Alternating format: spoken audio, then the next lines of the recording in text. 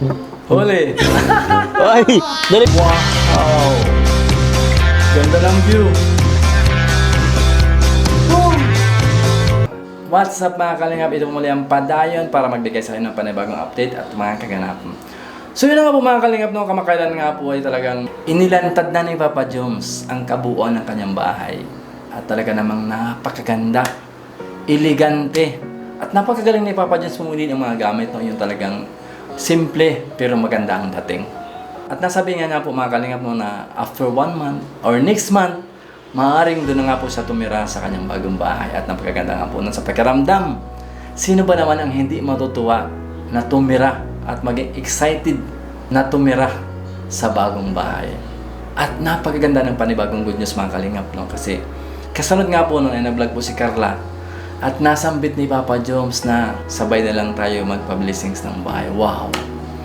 Gaano kabongga, gaano kalaking selebrasyon ang matutungayan natin pag nagkataon na sabay yung house blessings ng dalawang mag-agong.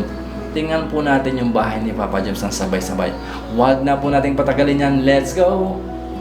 1 buwan na lang, dito na po ako matutulog sa aking bahay!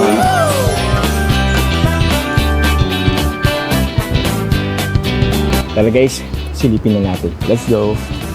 Ito po, ang ating guest room din. So, halos okay na po siya. Bintana, ano na lang din.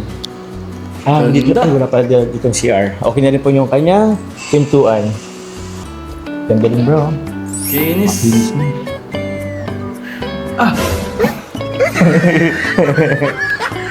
French of Grey po.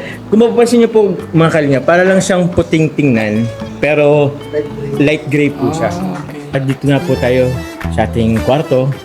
And yun, ito po, after po nito, dito na po ako mag-focus din. Kasi bala ko na rin po talaga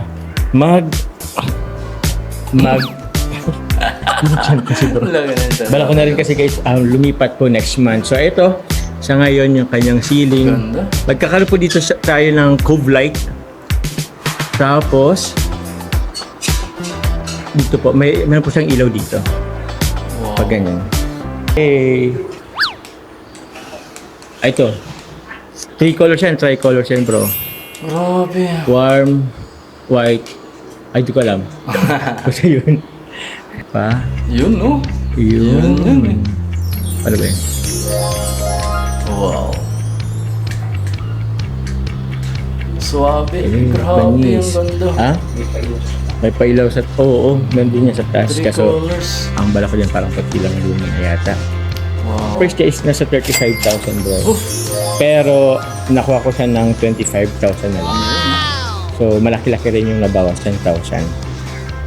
Basta maganda po yan, hindi nga lang pang magbibigyan ng hustisya. Oo. May magandang arrange dyan bro.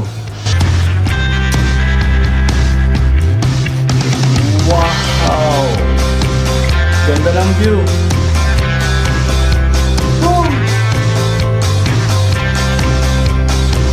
Grabe. Super.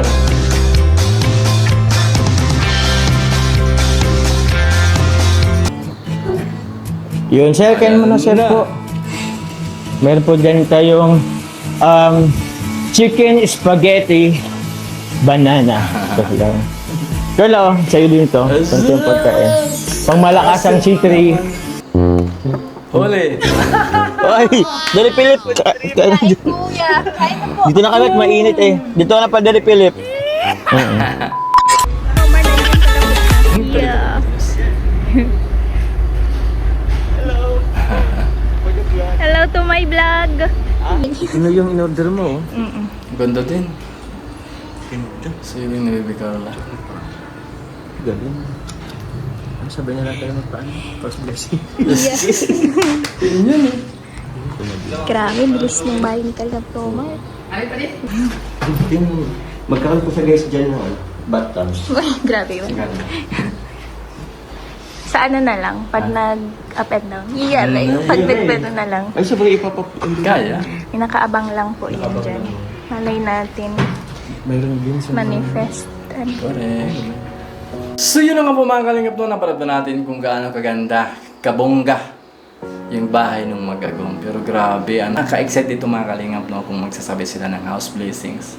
Paano kaya, gaano kaya kalaki? Isipin mo yung celebration kung gaano kalaki, sobra. At nabanggit po ni Bibi Carla, no, na may nakaabang para sa second floor. Feeling ko naman talaga namang kayang-kaya ni Bibi Carla. Pero hindi pa sa ngayon kasi nga po no, nag-aaral pa naman siya at meron siya mga priority sa buhay. Alam naman po natin si Bibi Carla, pagdating sa pera talagang wise yan. Alam niya kung saan gagamitin. Alam niya kung ano yung mga uunahin. So yun nakakabilib sa batang to mga kalingap to. So yun lang po mga kalingap to. Hanggang sa muli. Sana nagustuhan niyo po ang video ito. Ito po muli ang Padayon. Muling nagsasabing mag-iingat po kayo. God bless po.